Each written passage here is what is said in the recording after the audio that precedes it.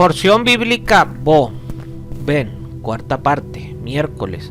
Éxodo, capítulo 11, versículo 4 a capítulo 12, versículo 20. La verdadera Pascua. Resumen. En la 10ª y última plaga, todos los primogénitos egipcios murieron instantáneamente en la medianoche del 15º día del mes de Nisán.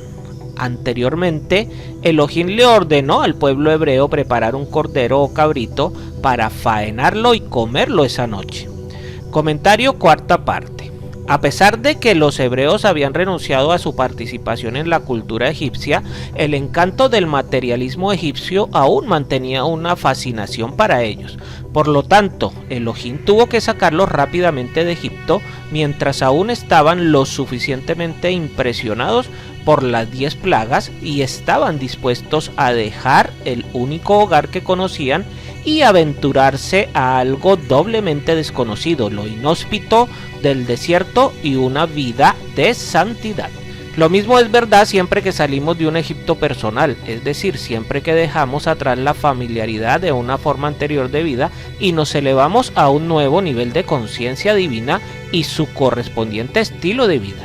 Para mantenernos en nuestro nuevo camino es crucial sostener el momento y tomar todas las medidas necesarias para no volver a hábitos anteriores. Sin embargo, en la redención mesiánica con Yeshua, esta precaución se facilita mucho, dado que esta redención es absoluta y abarca toda la realidad. No hay posibilidad de volver atrás a la mentalidad del materialismo.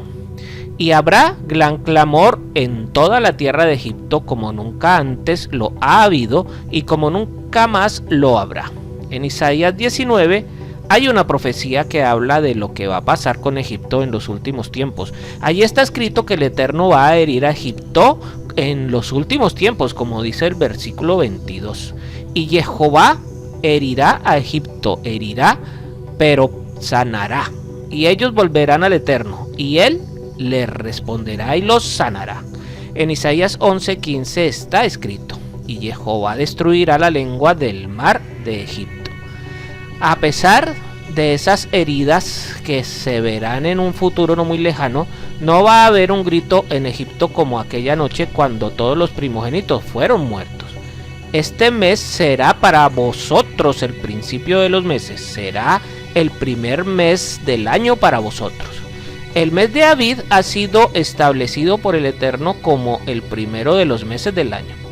Ese mes coincide más o menos con la última mitad de marzo y la primera mitad de abril.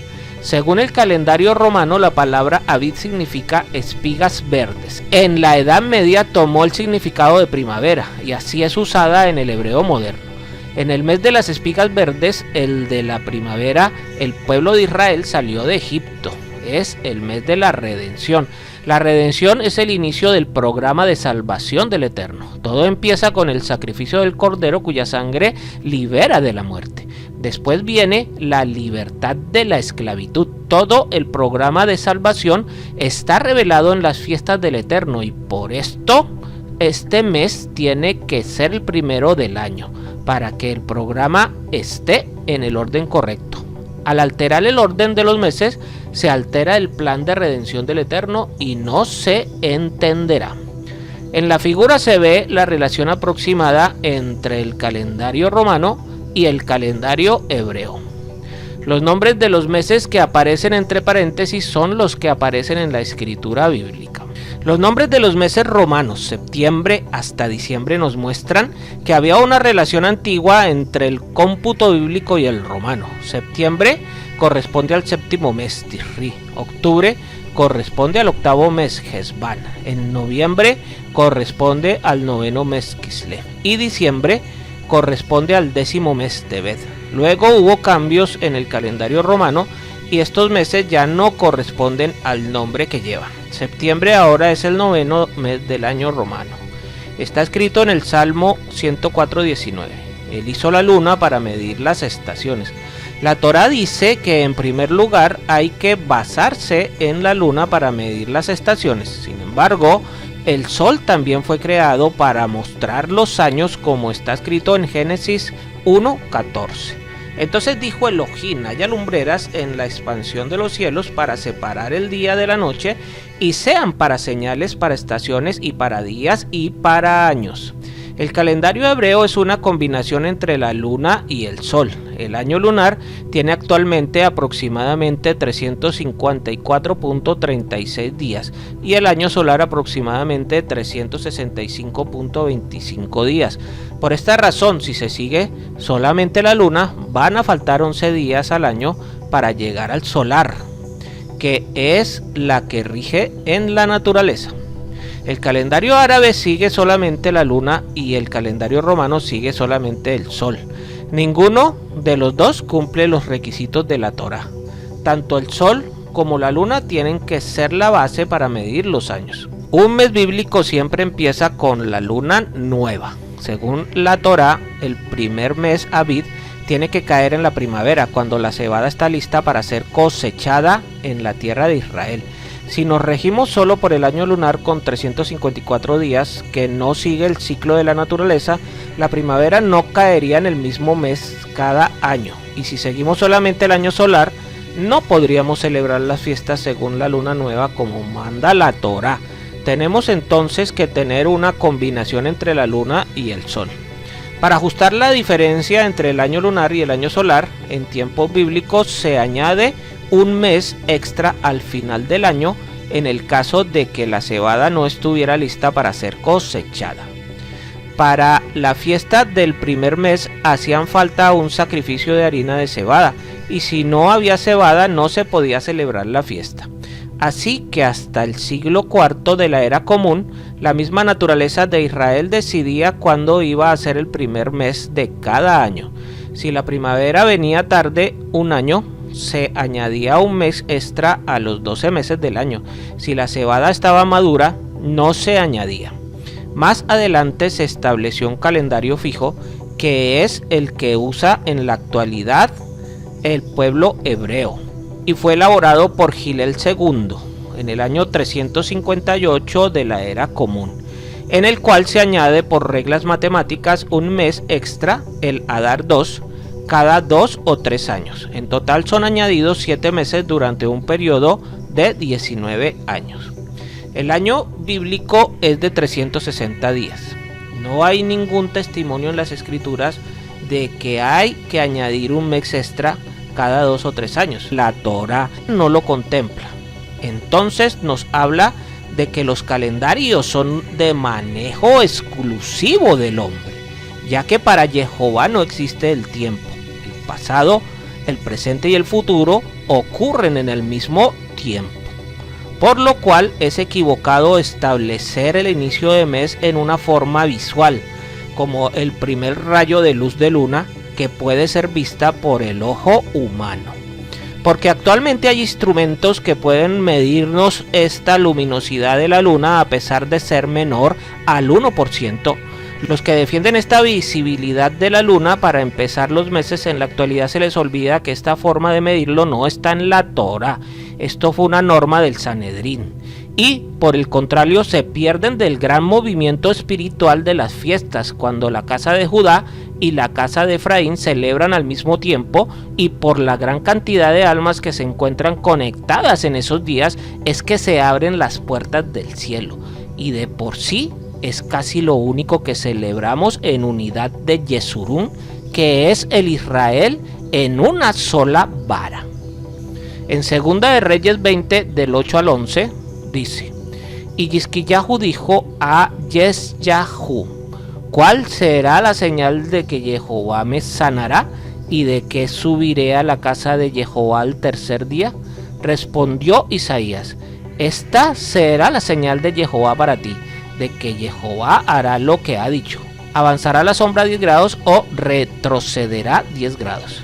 Y Yisquiyahu respondió: es fácil que la sombra decline 10 grados, pero no que la sombra vuelva atrás 10 grados.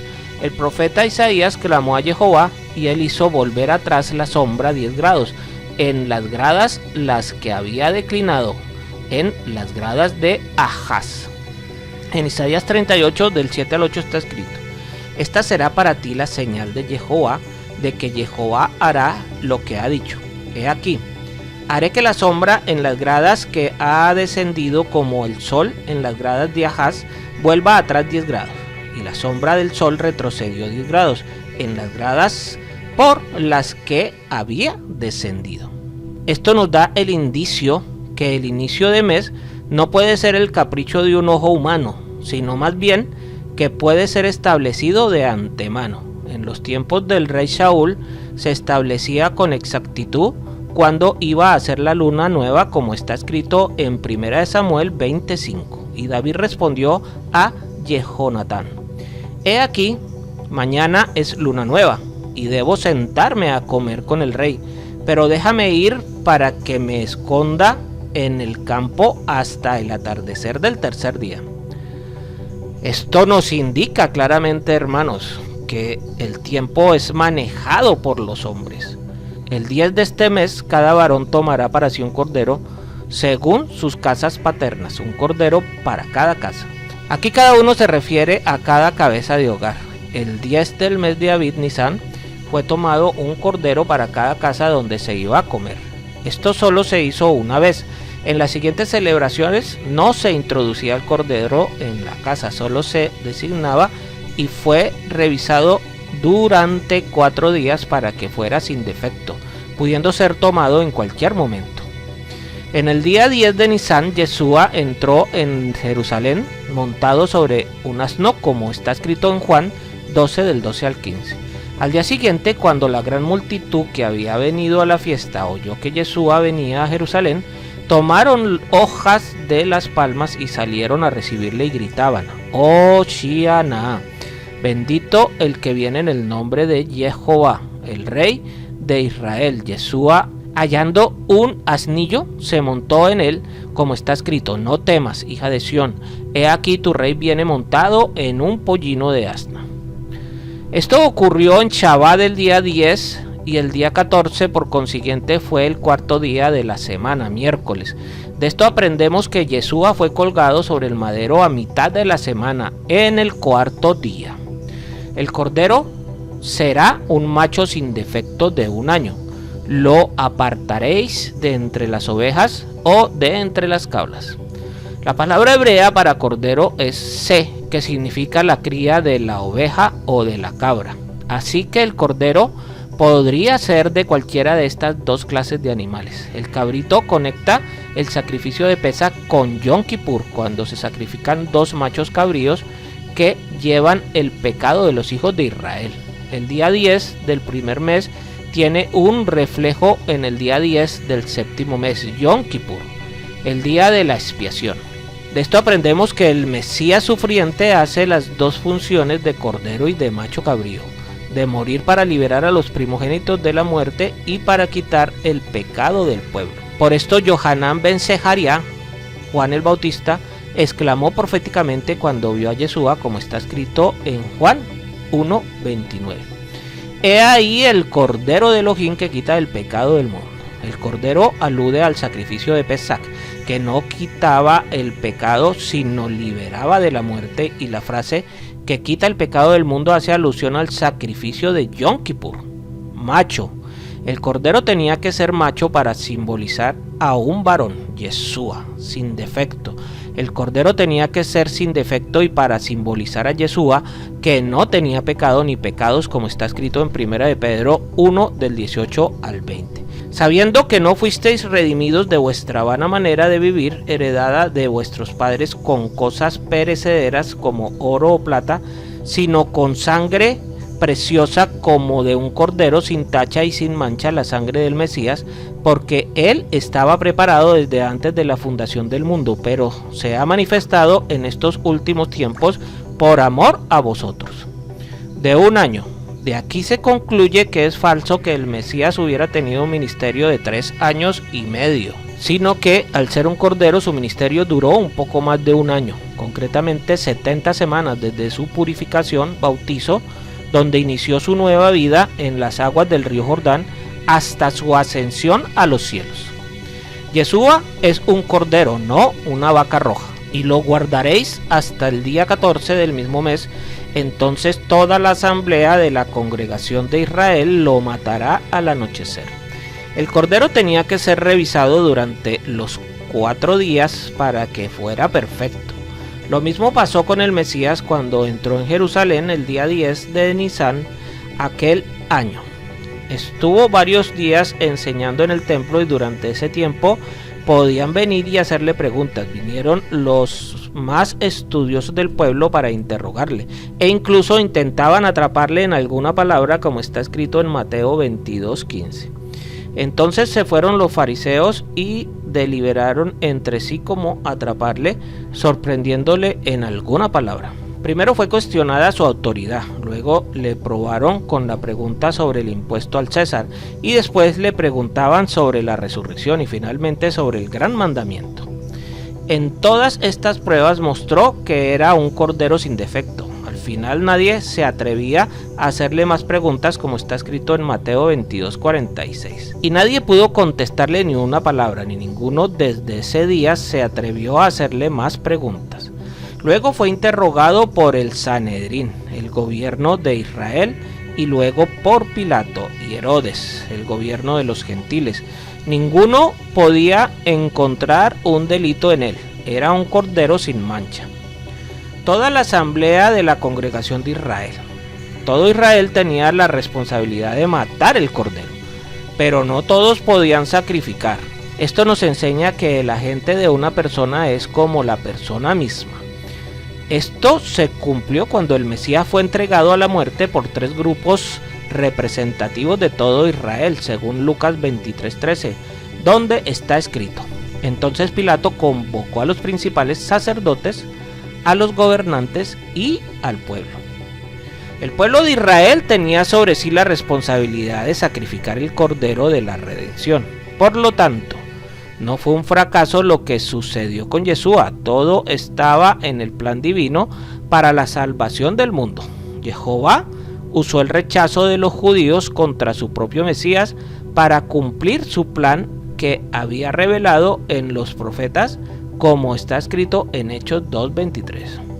A este, entregado por el plan predeterminado y el previo conocimiento de Elohim, clavasteis en un madero por manos de impíos y le matasteis. En Hechos 3:12, 14:15 y 17 al 18 está escrito: al ver esto, Pedro dijo al pueblo: varones israelitas, vosotros repudiasteis al santo y justo y pedisteis que se os concediera un asesino, y disteis muerte al autor de la vida, al que Elohim resucitó de entre los muertos, de lo cual nosotros somos testigos. Y ahora, hermanos, yo sé que obrasteis por ignorancia, lo mismo que vuestros gobernantes, pero Elohim cumplió así lo que anunció de antemano por boca de todos los profetas, que su Mesías debería padecer. En Hechos 4, del 27 al 28, está escrito: porque en verdad en esta ciudad se unieron tanto Herodes como Poncio Pilato, juntamente con los gentiles y los pueblos de Israel, contra tu santo siervo Yeshua, a quien tú ungiste para hacer cuanto tu mano y tu propósito habían predestinado que sucediera. Así que todo el pueblo de Israel cumplió su papel de sacrificar el cordero para su propia redención y la salvación del mundo, como está escrito en Juan 11, del 49 al 53. Pero uno de ellos, Caifás, que era sumo sacerdote ese año, les dijo: vosotros no sabéis nada, ni tenéis en cuenta que os es más conveniente que un hombre muera por el pueblo y no toda la nación perezca. Ahora bien, no dijo esto de su propia iniciativa, sino que siendo el sumo sacerdote ese año profetizó que Yeshua iba a morir por la nación, y no solo por la nación, sino también a reunir en uno solo a los hijos de Elohim que están esparcidos, así que desde ese día planearon entre sí para matarle. Yeshua celebró una última cena con sus discípulos un día antes, para luego poder ser el mismo Cordero de Elohim y morir el día siguiente. Yeshua en esta última cena les enseñó el verdadero significado del Pesaj a los discípulos. El cordero tenía que ser sacrificado por la tarde, más exactamente entre las 2 tardes según el texto hebreo. Entre las 2 tardes sería alrededor de las 3 de la tarde, según el horario romano. La resurrección ocurrió en el día del Shabbat semanal, cuando estaba oscureciendo. Así se cumplió exactamente 3 días y 3 noches desde su sepultura, con lo cual se cumplió la profecía de Jonás. De tal manera, cuando las mujeres fueron a su tumba el día domingo al amanecer, Yeshua ya había resucitado al comienzo de la noche, a la salida del Shabbat. Y tomarán parte de la sangre y la pondrán en los 2 postes y en el dintel de las casas donde lo coman. En Egipto tenían puertas con 2 postes y un dintel, que formaban cruces en las esquinas. La cruz, como hemos dicho antes, está representada en la antigua letra hebrea Tav, que se parece a una X. La letra Tav es la última letra del alefato hebreo y simboliza el final. Con esto vemos cómo la obra redentora del Mesías se había consumado cuando murió en aquel madero, como está escrito en Juan 19:30. Entonces Yeshua, cuando hubo tomado el vinagre, dijo: consumado es, e inclinando la cabeza entregó su espíritu. La simbología en Egipto enseña que la muerte del Cordero de Elohim constituye una puerta, es la puerta de la redención, como está escrito en Juan 10:9. Yo soy la puerta, si alguno entra por mí, será salvo. Comerán la carne esta noche asada al fuego, y la comerán con pan sin levadura y con hierbas amargas. Solo se come la carne, no los tendones ni los huesos. Esa noche se refiere a la noche del 15 de Nisan. El sacrificio de Pesach no se puede comer de día. Para asarlo en el tiempo del segundo templo se usaba una estaca de madera de granado que atravesaba al animal desde la boca hasta el ano. Los intestinos fueron colocados en el interior después de haber sido lavados. Veamos cómo Yeshua usó el vino y dijo que el pan hace referencia a él mismo, como está escrito en Lucas 22 del 19 al 20. Y habiendo tomado pan después de haber dado gracias, lo partió y les dio diciendo: esto es mi cuerpo que por vosotros es dado, haced esto en memoria de mí. De la misma manera tomó la copa después de haber cenado diciendo: esta copa es el nuevo pacto en mi sangre que es derramada por vosotros. En Juan 6:48 al 59 está escrito: yo soy el pan de la vida. Vuestros padres comieron del maná en el desierto y murieron. Este es el pan que desciende del cielo, para que el que coma de él no muera. Yo soy el pan vivo que descendió del cielo, y si alguno come de este pan, vivirá para siempre. Y el pan que yo también daré por la vida del mundo es mi carne. Los judíos entonces contendían entre sí diciendo: ¿cómo puede éste darnos a comer su carne? Entonces Yeshua les dijo: en verdad os digo, si no coméis la carne del Hijo del Hombre y bebéis su sangre, no tenéis vida en vosotros. El que come mi carne y bebe mi sangre tiene vida eterna, y yo lo resucitaré en el día final. Porque mi carne es verdadera comida y mi sangre es verdadera bebida. El que come mi carne y bebe mi sangre permanece en mí y yo en él. Como el Padre que vive me envió y yo vivo por el Padre. Asimismo, el que me come, él también vivirá por mí. Este es el pan que descendió del cielo, no como el que vuestros padres comieron y murieron. El que come este pan vivirá para siempre. Esto dijo Yeshua en la sinagoga cuando enseñaba en Cafarnaúm.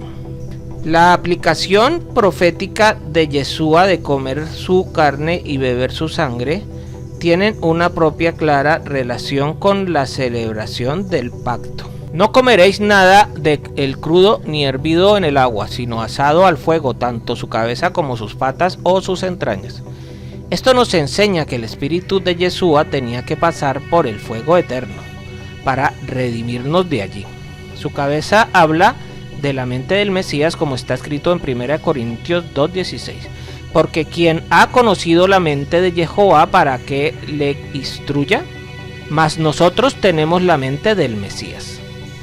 Sus patas hablan de la conducta del Mesías, su manera de caminar en la vida, como está escrito en Mateo 4:19. Y les dice: seguidme. La sangre del Cordero libera de la muerte. Este es el primer paso en el camino de la redención. Es la salvación que cada uno obtiene al poner su fe en el sacrificio sustituto de Yeshua. El segundo paso es comer su cabeza, sus patas y sus entrañas. Recibimos la cabeza del Mesías por medio del estudio de la Torá, acompañados por el Espíritu del Mesías que nos explica las cosas. Recibimos las patas del Mesías mediante una imitación de su conducta en la palabra y obra. Recibimos las entrañas del Mesías mediante la llenura del Espíritu del Mesías, la limpieza de nuestros pecados y los sufrimientos.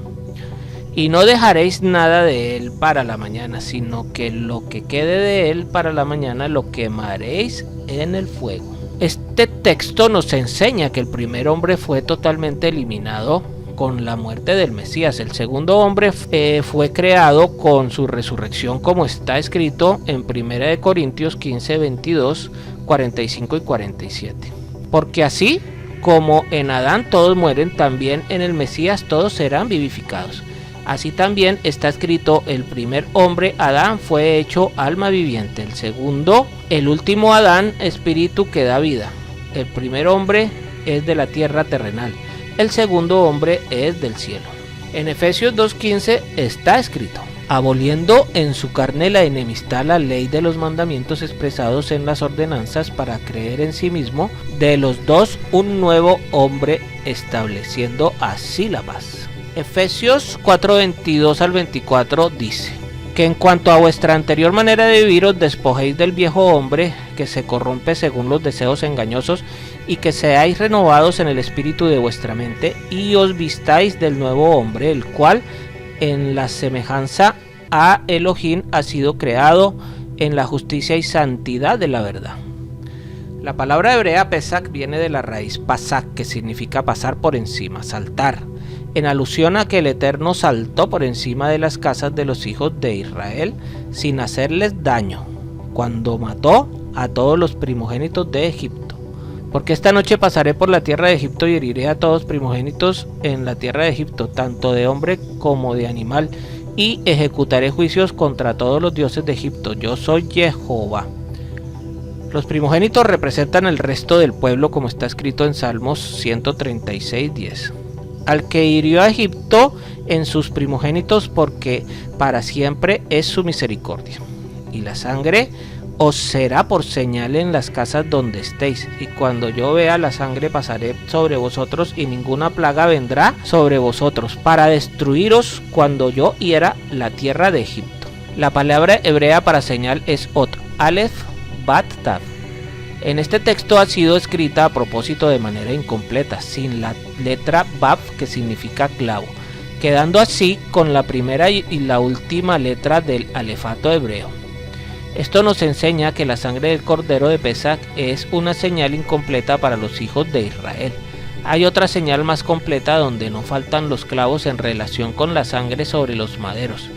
Esa señal es aquel que dijo, según está escrito en Apocalipsis 22:13: yo soy el Aleph y la Tav, el primero y el último, y este día os será memorable, y lo celebraréis como fiesta a Jehová, lo celebraréis por todas vuestras generaciones como ordenanza perpetua. Ese día se refiere al 15 de Nisan, que es el día de la remembranza por causa de la salida de Egipto que ocurrió entonces. Por esto, el día 15 es un día de fiesta para el Eterno. Durante un periodo de 7 días comeréis panes sin levadura.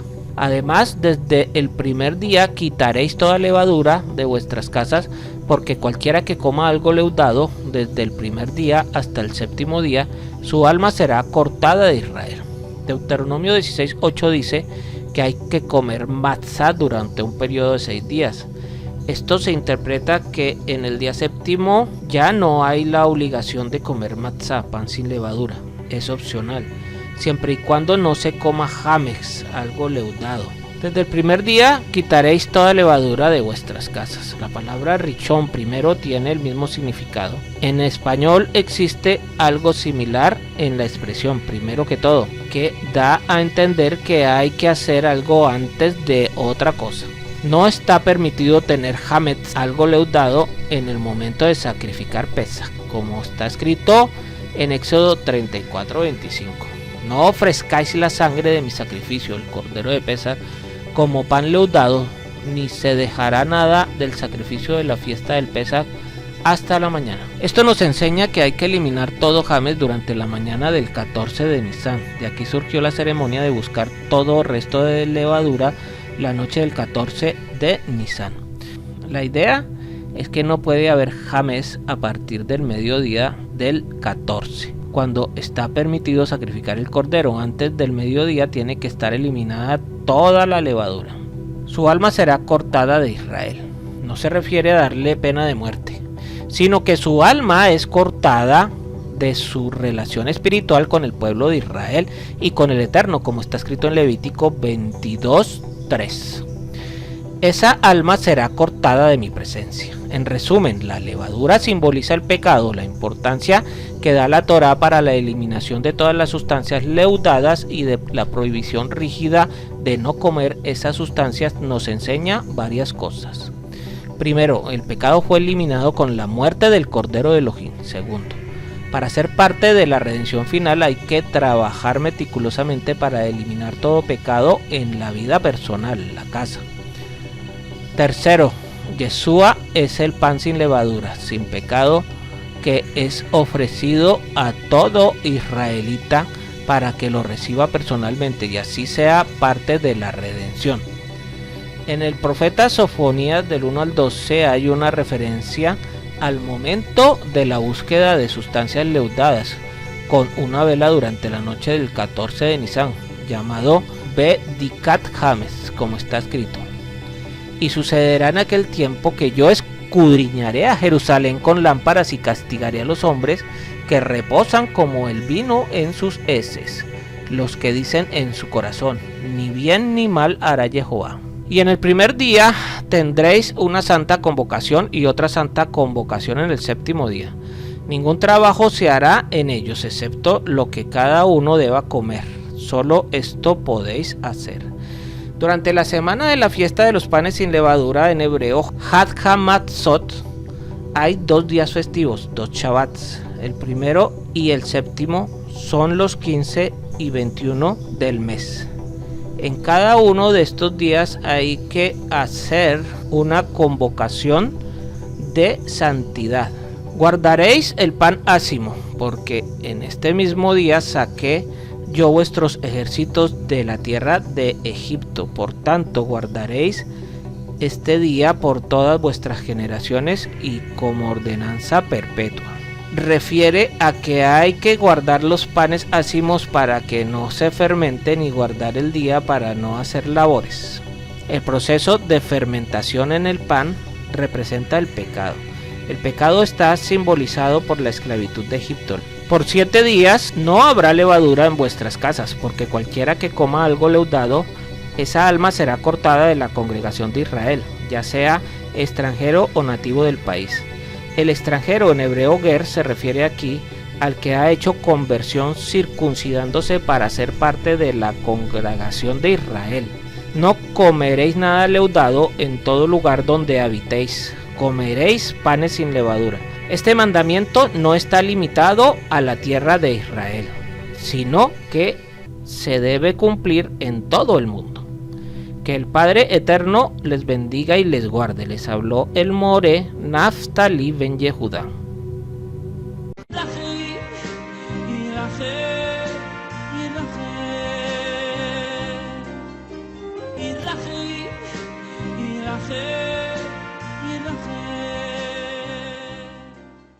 Si este estudio te ha sido de utilidad, te invito a suscribirte en nuestras redes sociales de YouTube, Facebook, TikTok e Instagram. Activa las notificaciones, dale me gusta al video y déjanos tus comentarios, inquietudes o sugerencias. Shalom.